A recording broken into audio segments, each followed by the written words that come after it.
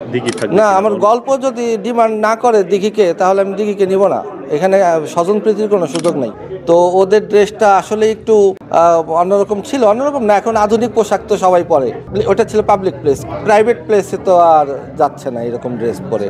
একজন খুবই ভাইরাল হওয়ার জন্য সে অলরেডি আইনি নোটিশও খেয়েছে তার পোশাকের জন্য। ভবিষ্যতে বিজনেসের পাশাপাশি মিডিয়ার যে সম্ভাবনা সেই বিষয়গুলো নিয়ে আপনার বলেন। ভবিষ্যতে বলতে আমি প্রডিউস করতে পারি, সম্ভাবনা আছে। তো ভালো একজন ডিরেক্টর যদি পাই, বা গল্প অনেক কিছু আছে মাথায়, তো ডিরেক্টরের সাথে ডিসকাস করে যদি মনে করি প্রডিউস করব তো করব। কোন রিলেটেড, এটা কি নাটক নাকি গল্প? মুভি আর ওয়েব সিরিজ। কাকে কাকে নেওয়ার মানে এটা গল্প ডিমান্ড করবে, গল্প যদি আমাকে ডিমান্ড করে যাকে নেওয়ার তাকে নেওয়ার তো হার্ড ট্রাই করব। আর যদি না মিলে ব্যাটে বলে তাহলে তার অল্টারনেটিভ কাউকে নিব। সেই ক্ষেত্রে কি ফিক্সড কেউ থাকবে কি দিঘি থাকবে না, কিনা আমার বলেন? গল্প যদি ডিমান্ড না করে দিঘিকে, তাহলে আমি দিঘিকে নিব না। এখানে স্বজনপ্রীতির কোনো সুযোগ নেই। সবাই যেহেতু গণহারে মামা ডাকে, তো আমিও গণহারে ভাগ্নিই ডাকি। কি করব, সুযোগ তো দেয় না কেউ, কেউ ভাইটাই বলে না, ফ্রেন্ড বলে না। ফ্রেন্ড বললে আমিও ফ্রেন্ডশিপ করতাম, পারি না, তো সুযোগ পাই না, চান্স পাই না। এখন ওরা তো একটা প্রোগ্রামে আসছে ফ্যাশন শো করতে, ওরা ওদের ওই ড্রেস কোডটাই পরে আসছে। তো ইনস্ট্যান্ট দেখা হয়ে গেছে, ওখানে জার্নালিস্টরা ধরছে। তো ওদের ড্রেসটা আসলে একটু অন্যরকম ছিল, অন্যরকম না, এখন আধুনিক পোশাক তো সবাই পরে। তো এই জন্য অনেকে কোশ্চেন করছে যে এই ধরনের পোশাক পরে মামা সামনে যাওয়াটা কেমন। তা আপনার কথা ঠিক আছে, কিন্তু ওইটা তো কোনো ওইটা ছিল পাবলিক প্লেস, প্রাইভেট প্লেসে তো আর যাচ্ছে না এরকম ড্রেস পরে। আমি ওদেরকে অ্যাডভাইস দিব যে মোটামুটি একটু শালীন পোশাক পরুক। বাংলাদেশে মুসলিম কান্ট্রি না হলেও মুসলিম সংখ্যায় বেশি আমরা, যাতে আমাদের মনের মধ্যে কারো কষ্ট না লাগে এবং ওদের দেখে যেন কেউ অপসংস্কৃতি না শিখে।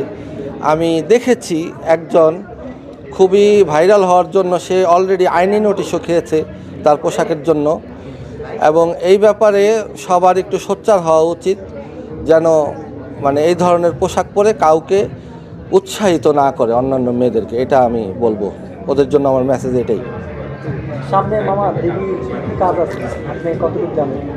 আমি যতদূর জানি ও দুইটা ওয়েব সিরিজের কাজ করছে। একটার সিনপসি মনে ওরে পাঠাইছে, ওটা ও পর্যালোচনা করছে, ওটা করবে কি না আমি এর বেশি কিছু জানি না। দুইটার কথা জানি আপাতত। আপনি তো দিদির সাথে অনেক অভিনয়ের সেটেই যান, কখনো কি অভিনয় করার সুযোগ পেয়েছেন? না, আমাকে টুকটাক যেই ধরনের প্রস্তাব দেয় এই ধরনের প্রস্তাবে আমি রাজি না। আমি যদি কোনো ভালো রোল হয়, সুন্দর ক্যারেক্টার হয়, যদি অভিনয়ের সুযোগ থাকে তাহলে করব। এই ছোটোখাটো কেমন টাইপের রোল চান বা অভিনয় করতে চান? না, কেমন টাইপ না, মোটামুটি উল্লেখযোগ্য থাকতে হবে। কেন্দ্রীয় চরিত্র তো আর হবে না, তবে চরিত্রটার একটা ভালো একটা মূল্য থাকতে হবে, যাতে ওখানে আমি অভিনয়ের সুযোগ পাই। সামনে তো কুরবানি নিয়ে কি কোনো প্রস্তুতি আছে আপনাদের? কোরবানি দিব, গরুর মাংস খাবো ভরপুর, এই তো প্ল্যান। কোরবানিতে এই ছাড়া আর কি প্ল্যান?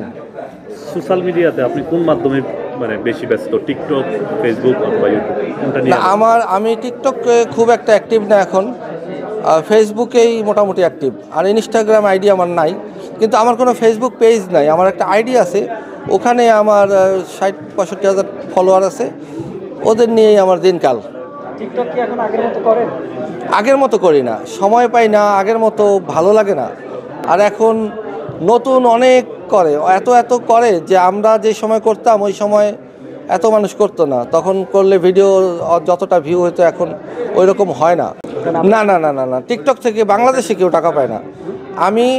আমি টিকটক থেকে, আমি সৌদি আরব থেকে লাইভ করেছি, আমি থাইল্যান্ড থেকে লাইভ করে আমি টাকা পেয়েছি। কিন্তু বাংলাদেশে লাইভের কোনো অপশনই নেই, লাইভ এবং টাকা ইনকামের কোনো সুযোগ নেই। যেটা বলে মানুষ এটা তাহলে বিভ্রান্ত। এটা একদম বিভ্রান্তমূলক কথা। টিকটক থেকে হ্যাঁ কিছু প্রমোশনাল কাজ করলে পাওয়া যায়, সেটা আছে, কিন্তু টিকটক দেয় না।